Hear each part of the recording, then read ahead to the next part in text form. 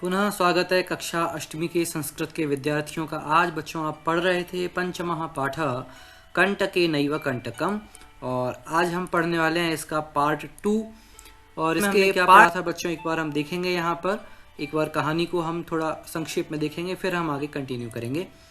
एक चंचल नाम का व्याध था जो पशु और पक्षियों के शिकार से अपनी आजीविका चलाता था। एक बार वह शाम को जाल बिछाकर अपने घर पर आया। अगले दिन सुबह जाकर वह देखता है कि उस जाल में एक व्याघ्र फंसा हुआ था। तब वह सोचता है कि मुझे यहाँ से भाग जाना चाहिए, अन्यथा यह व्याघ्र मुझे मार के खा जाएगा। तो व्याघ्र कहता है कि रुको रुको रुको, मैं तुम्हें नहीं खाऊंगा, तुम मुझे इस जाल से बाहर निकालो, मैं तुम्हें नहीं मारूंगा। तब वह विश्वास करके उस व्याघ्र को जाल से बाहर निकाल देता है। बाहर आने पर वह व्याघ्र चंचल से बोलता है कि अब मुझे बहुत प्यास लगी है, तुम मुझे नदी से पानी लाकर पिला दो। व्याध जाकर पानी लेके आता है। पानी पी करके वो बोलता है, मेरी प्यास तो शांत हो गई, पर अब मुझे भूख लग रही है और मैं अपनी भूख को शांत करने के लिए तुम्हें खाऊंगा। इतनी बात। तब वह कहता है कि नहीं नहीं, तुम जो कह रहे हो वह गलत है और मैंने तुम्हारे ऊपर विश्वास किया था। तब वह कहता है व्याघ्र व्याध से कि नहीं, मैं भूखा हूं और भूखे के लिए कोई भी कार्य गलत नहीं होता है। सर्वः स्वार्थम समीहते, सभी लोग अपना अपना ही स्वार्थ देखते हैं। इतनी बात हुई थी। आज हम इसके आगे की कथा को देखते हैं। देखिए चंचल अब क्या करता है। चंचलः नदी जलम अप्रच्छत। अब चंचल नदी के पास जाता है और उसके चंचलः नदी जलम अप्रच्छत। आप यहाँ देख भी रहे हैं कि वह नदी के पानी से पूछता है। क्या पूछता है वो? वही कि सर्वः स्वार्थम समीहते, ये जो बात कही है कि सभी लोग अपना अपना स्वार्थ चाहते हैं, क्या यह सही है या नहीं, वो पूछता है। तो नदी उसे जवाब देती है। नदी जलम अवदत् एवमेव भवति, जनाः मयि स्नानं कुर्वन्ति, वस्त्राणि प्रक्षालयन्ति, तथा च मलमूत्रादिकं विसृज्य निवर्तन्ते, वस्तुतः सर्वः स्वार्थम समीहते। ऐसा नदी के पानी ने चंचल को कहा। इसका अर्थ देखते हैं। नदी जलम अवदत्, नदी के जल ने कहा। ठीक है, चंचल ने पूछा था ना, तो नदी के जल ने कहा। क्या कहा? एवमेव। एवमेव माने ऐसा ही भवति होता है। एवमेव भवति, ऐसा ही होता है। देखिए क्या करते हैं नदी के साथ लोग क्या करते हैं। इतने स्वार्थी लोग हैं कि नदी के पानी का प्रयोग करके नदी के साथ कैसा गलत व्यवहार होता है। देखिए, जनाः मयि स्नानं कुर्वन्ति। जनाः मयि, मयि माने मुझ में। तो यह वाक्य कौन बोल रहा है? ये नदी का पानी है जो वह ये वाक्य बोल रहा है।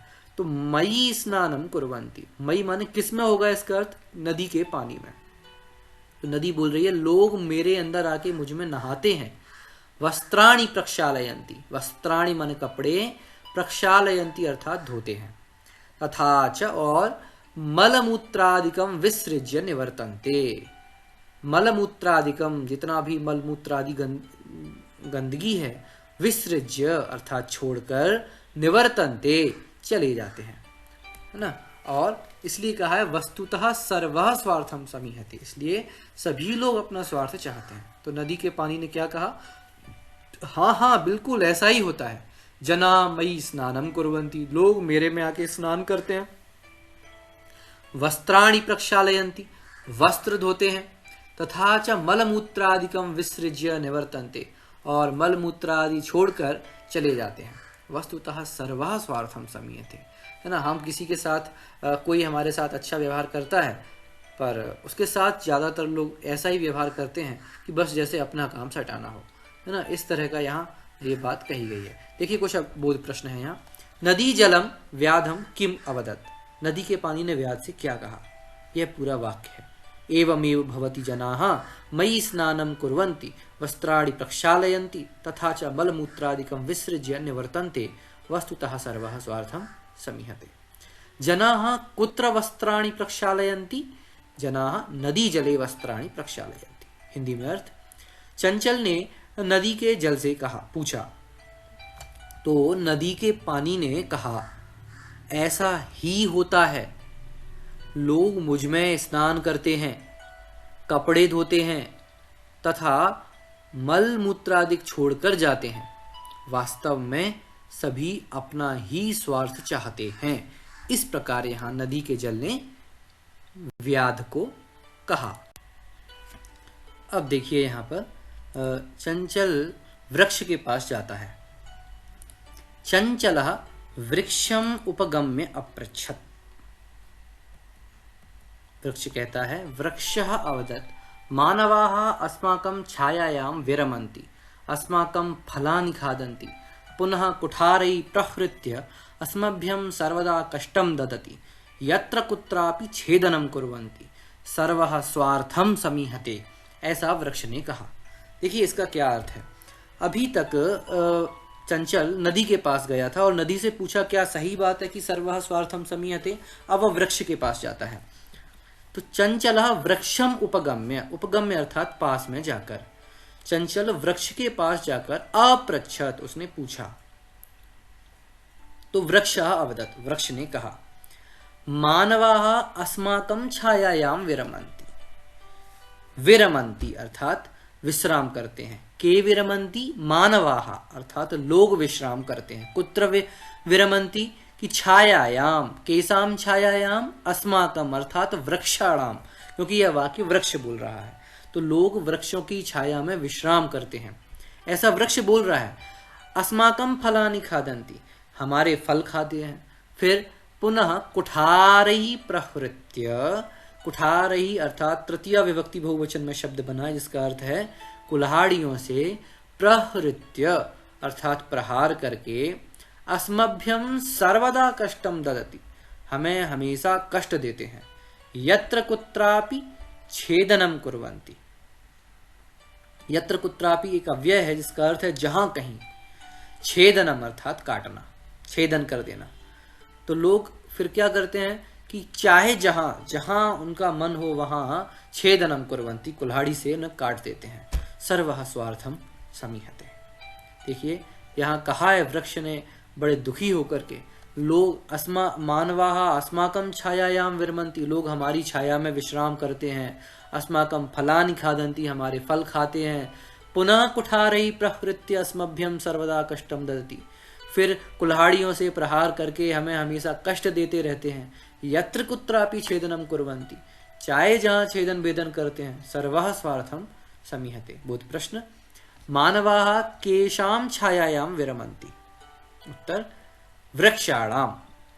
मानवः केभ्यः सर्वदा कष्टं ददति, वृक्षेभ्यः। यहाँ अस्मभ्यम है पर उसकी जगह हम यहाँ उत्तर लिखेंगे वृक्षेभ्यः, क्योंकि यह संज्ञा के रूप में यहाँ उत्तर लिखना है हिंदी में। अर्थ, चंचल वृक्ष के पास जाकर बोला। तब वृक्ष ने कहा, मानव हमारी छाया में विश्राम करते हैं, हमारे फल खाते हैं, कुल्हाड़ियों से हमें कष्ट देते हैं, चाहे जहां से काट देते हैं, सभी अपना स्वार्थ ही चाहते हैं। ये वृक्ष की एक बड़ी करुण पुकार और वेदना है। इसलिए हमें बच्चों कभी भी प्रकृति के साथ ऐसा व्यवहार नहीं करना चाहिए। देखिए तभी क्या होता है, वहां एक लोमड़ी होती है ना। समीपे एका लोमशिका बदरी गुल्मानां पृष्ठे नीलीना एतां वार्तां शृणोति स्म, है ना। यह एक लोमड़ी है जो कि बेर की झाड़ियों के पीछे छिपकर बैठी हुई है। आगे, सा सहसा चंचलमुपसृत्य कथयति का वार्ता माम अपि विज्ञापय। देखिए अर्थ इसका, लोमशिका तद एका लोमशिका, एक लोमड़ी, बदरी गुल्मानां पृष्ठे, केसाम पृष्ठे, बदरी गुल्मानां पृष्ठे। बदरी गुल्म अर्थात बेर की झाड़ियों के पृष्ठे माने पीछे, नीलीना अर्थात छिपी हुई, एताम वार्ताम श्रृणोति स्म, इस समस्त बातों को सुन रही थी, है ना। श्रृणोति माने होता है सुनता है या सुनती है, और उसके आगे स्म लगाने पर वह भूतकाल में अर्थ देती है। इसका अर्थ होता है सुनता था या सुन रहा था या सुन रही थी। आगे, सा सहसा, सा माने वह, स्त्रीलिंग के लिए है, तो ये इसके लिए संज्ञा क्या होगी, लोमशिका, यानी वह लोमड़ी, सहसा माने एकदम अचानक, चंचलम उपसृत्य, चंचल के उपसृत्य अर्थात पास में जाकर, कथयति जाकर के कहती है, का वार्ता क्या बात है, माम अपि विज्ञापय मुझे भी, विज्ञापय अर्थात बताओ। इसमें देखिए बच्चों वी उपसर्ग है, ज्ञा धातु और लोट लकार मध्यम पुरुष एक वचन में बनता है, जिसका अर्थ है बताओ। ठीक है, तब एक लोमड़ी लोमशिका बदरी गुलमा नाम पृष्ठे निलीना, यानी बेर की झाड़ियों के पीछे छिपी हुई इस समस्त बातों को सुन रही थी। सा सहसा चंचलम उपसृत्य कथयति, वह अचानक चंचल के पास जाकर कहती है, का वार्ता क्या बात है, माम अपि विज्ञापय।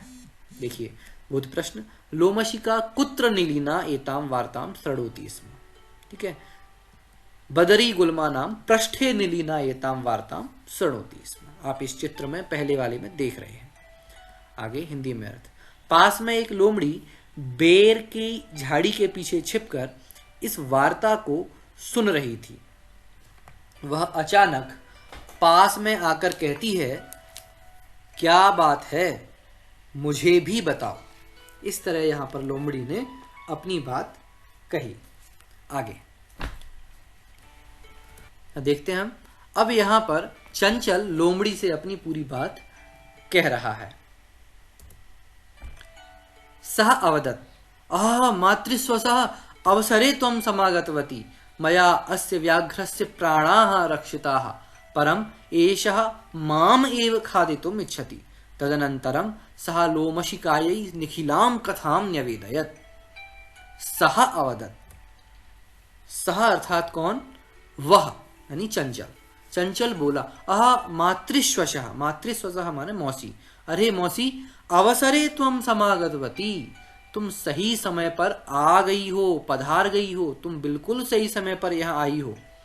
मया अस्य व्याघ्रस्य प्राणाः रक्षिताः, मया अर्थात मेरे द्वारा, है ना, कौन बोल रहा है ये, व्याध, यानी व्याध ने अस्य व्याघ्रस्य प्राणाः रक्षिता, यानी इस व्याघ्र के प्राणों की क्या की, रक्षा की। परम एषः माम एव अर्थात मुझे ही, ये चंचल बोल रहा है ना, परंतु यह मुझे ही यानी चंचल को ही खादितुम इच्छति, खादितुम यानी खाना, खाने की चाह करना, खाने के लिए इच्छति माने इच्छा कर रही है। ठीक है, तो क्या कहा कि अहा मातृश्वसा, अरे मौसी, अवसरे त्वं समागतवती, तुम बिल्कुल सही समय पर आ गई हो। मया अस्य व्याघ्रस्य प्राणाः रक्षिता, मैंने इस व्याघ्र के प्राणों की रक्षा करी। परम एषः माम एव खादितुम् इच्छति, पर ये मुझे ही खाना चाहती है। तदनंतरम उसके बाद सह लोमशिकायै निखिलां कथां न्यवेदयत्, सह अर्थात उस व्याध ने लोमशिकायै अर्थात लोमड़ी के लिए, यह आकारांत स्त्रीलिंग शब्द है, जैसे बालिका से बालिकायै बनता है, वैसे ही लोमशिका से लोमशिकायै, जिसका अर्थ होता है लोमड़ी के लिए, निखिलाम, है ना। देखिए निखिलाम, निखिलाम का अर्थ होता है संपूर्ण, पूरी, कथाम यानी कथा को, नहीं अभी तक जितनी पूरी कथा थी, कहानी थी, वृत्तांत था, उसे न्यवेदयत अर्थात निवेदन किया, उसने अभी तक की पूरी बात उसे बता दी। ठीक है, चंचलः मातृस्वसः इति कम संबोधयति, चंचल मातृस्वसः किसको कहता है, लोमशिकाम। चंचलः कस्यै निखिलां कथां न्यवेदयत्, कस्यै लोमशिकायै, वह यानी चंचल बोला, अरे मौसी, तुम समय पर पधारी, मेरे द्वारा इस बाघ के प्राणों की रक्षा की गई, परंतु यह तो मुझे ही खाना चाहता है। इसके बाद उसने लोमड़ी के लिए संपूर्ण कथा का निवेदन किया, अर्थात पूरी कथा उसने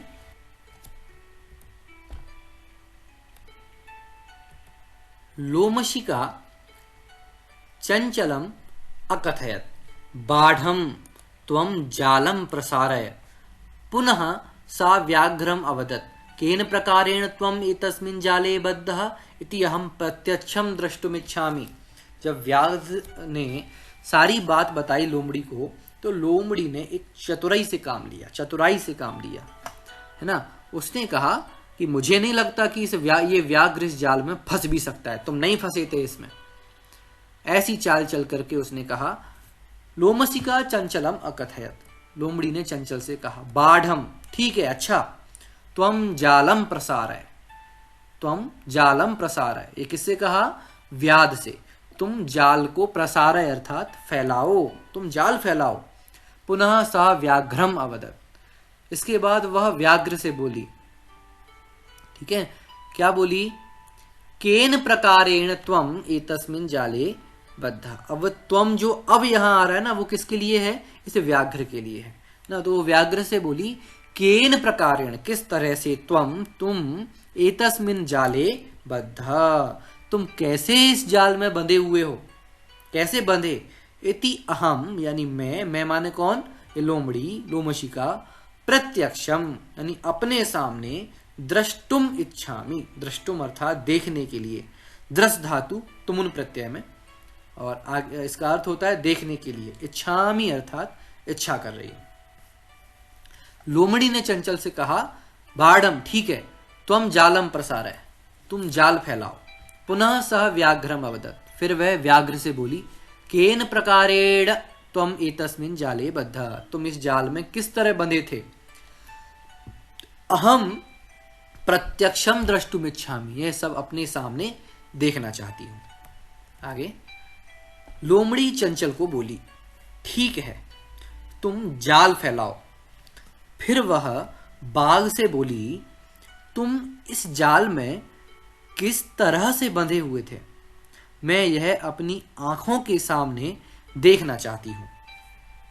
इसके बाद व्याघ्र तद्वृत्तांतम प्रदर्शयितुम तस्मिन् जाले प्राविशत। व्याघ्र तद्वृत्तांतम, तद्वृत्तांतम अर्थात उस पूरी कहानी को, प्रदर्शयितुम यानी दिखाने के लिए, प्रदर्शन करने के लिए, है ना। व्याघ्र उस पूरी कहानी को प्रदर्शन करने के लिए, तस्मिन् जाले प्राविशत, प्राविशत अर्थात प्रवेश किया, है ना। उस व्याघ्र ने, आप देख रहे हैं यहाँ, इस जाल में प्रवेश कर दिया उसने, ठीक है। देखिए इसका हिंदी में अर्थ, उस संपूर्ण कहानी को अर्थात बाघ के जाल में फंसने के वृत्तांत को दिखाने के लिए, यानी बाघ जाल में फंसा था, इस पूरी कहानी को दिखाने के लिए बाघ ने जाल में प्रवेश किया। लोमशिका पुनः अकथयत्, संप्रति पुनः पुनः कूर्दनम कृत्वा दर्शय। लोमड़ी फिर बोली, संप्रति, संप्रति माने अब, एक अव्यय है, पुनः पुनः यानी दोबारा दोबारा, है ना, ये भी एक अव्यय है, फिर से, कूर्दनम अर्थात कूदना, कृत्वा, क्रि धातु क्त्वा प्रत्यय से बनता है, क्त्वा कृत्वा जिसका अर्थ होता है करके, दर्शय अर्थात दिखाओ। तो लोमशिका पुनः कथयत, लोमड़ी ने पुनः कहा, संप्रति पुनः पुनः कूर्दनम कृत्वा दर्शय, अब तुम फिर से कूद करके मुझे दिखाओ कि इसमें किस तरह तुम फंसे हुए थे। लोमड़ी ने पुनः कहा, अब बार बार कूद कर मुझे दिख। आगे सह तथैव समाचरत, अनारतम कूर्दनेन सह श्रान्तः अभवत्। सह तथैव समाचरत, सह अर्थात वह माने कौन, यह व्याघ्र, तथैव समाचरत, तथैव अर्थात वैसा ही, वैसा ही माने कैसा, कि जैसा उसने कहा था, किसने, जैसा लोमड़ी ने कहा था, तथैव वैसा ही, समाचरत उसने आचरण किया, यानी उस व्याघ्र ने जैसा लोमड़ी ने कहा था अर्थात कूदने के लिए कहा था, वैसा उसने उस जाल के अंदर किया। अनारतम कूर्दनेन, अनारतम अर्थात निरंतर, कूर्दनेन अर्थात कूदने से, सह श्रान्तः अभवत्, कहा श्रान्तः अभवत्, सह अर्थात व्याघ्रः, श्रान्तः अर्थात थका हुआ, जिसे आप क्लान्तः भी बोलते हैं, है ना, बहुत थक गया। तो उसने वैसा ही किया, वैसा ही माना जैसा लोमड़ी ने कहा था वैसा ही किया। और अनारतम कूदनेन, लगातार कूदने से, सह व्याघ्रः श्रान्तः अभवत्, बहुत थक गया। देखिए हिंदी में अर्थ, उसने अर्थात बाघ ने वैसा ही अर्थात जाल में कूदना, जो जाल में कूदने के लिए कहा था वैसा ही किया, और लगातार कूदने से वह थक गया। इसके बाद क्या होता है देखिए, जाले बद्ध सह व्याघ्र क्लान्तः सन् निःसहायो भूत्वा तत्र अपतत्, प्राण भिक्षामिव च अयाचत। ठीक है। जाले बद्धा सह व्याघ्र, कहा जाले बद्धा सह व्याघ्र, यानी वह व्याघ्र जाल में बंधा हुआ जो व्याघ्र था, है ना, वो क्लांतः सन, कीदृशः सन, क्लांतः अर्थात थका हुआ। आप देख रहे हैं चित्र में, है ना, क्लांत बहुत थक गया था, थक करके निस्सहायो भूत्वा, असहाय होकर, एकदम कोई हेल्पलेस होकर के, तत्र अपतत, एकदम गिर गया, और प्राण भिक्षामिव च अयाचत, प्राण भिक्षाम प्लस इव, इव माने मानो, प्राण भिक्षाम यानी प्राणों की भीख ही, अयाचत मांग रहा था। ठीक है, जो व्याघ्र था तो जाले बद्धा सा व्याघ्र, यानी जाल में बंधा हुआ वह व्याघ्र, क्लांतः सन यानी थक करके, निःसहायो भूत्वा, निःसहाय होकर, तत्र अपतत वहां गिर गया, और प्राण भिक्षाम एवच अयाचत, और मानो प्राणों की भीख मांगने लगा। इसका हिंदी में अर्थ यहां हम देखते हैं, जाल में बंधा हुआ बाघ थक कर, निसहाय होकर वहां गिर गया और अपने प्राणों की भीख मांगने लगा। आगे देखिए, लोमशिका व्याघ्रम अवदत्, सत्यम त्वया भणितम सर्वः स्वार्थम समीयते। लोमड़ी ने व्याघ्र से क्या कहा, देखिए यहां पर आप, शब्दार्थ, लोमशिका व्याघ्रम अवदत्, लोमड़ी ने व्याघ्र से कहा, सत्यम त्वया भणितम, त्वया अर्थात तुम्हारे द्वारा, है ना, यहाँ लोमड़ी कह रही है ना, इससे त्वया सत्यम भणितम, तुमने बिल्कुल सही कहा, तुम्हारे द्वारा सही कहा गया कि सर्वः स्वार्थम समीहते, अर्थात जैसे तुमने अपने स्वार्थ के लिए मुझे खाना चाहा, वैसे ही अब मैंने अपने बचने के लिए तुम्हें जाल में बांध दिया। इसलिए इस कहानी से बच्चों में यह शिक्षा मिलती है, हमें कभी भी किसी के साथ वैसा व्यवहार नहीं करना चाहिए जिसकी अपेक्षा हम नहीं रखते हैं। इसीलिए इस कथा का नाम रखा गया कंटके नैव कंटकम, अर्थात कांटा बोने से हमें कांटा ही प्राप्त होता है। इसलिए हमें किसी के साथ भी बुरा व्यवहार नहीं करना चाहिए। इसका हम अर्थ देखेंगे। लोमड़ी ने बाघ से कहा, तुमने बिल्कुल सही कहा, सभी अपना ही हित चाहते हैं, ऐसा कहा गया है। और बच्चों, इस कहानी से हमें शिक्षा ग्रहण करें, और आप इस पूरी कहानी के शब्दार्थ को, वाक्यों को आप फिर से देखें, और एक दो बार फिर से कहानी को पढ़ें, तो ये कहानी आपको और अच्छे से आनंद आएगा संस्कृत में पढ़ने में, और आप पढ़ते रहें, अभ्यास करते रहें। इसी के साथ धन्यवाद, शुभ हो।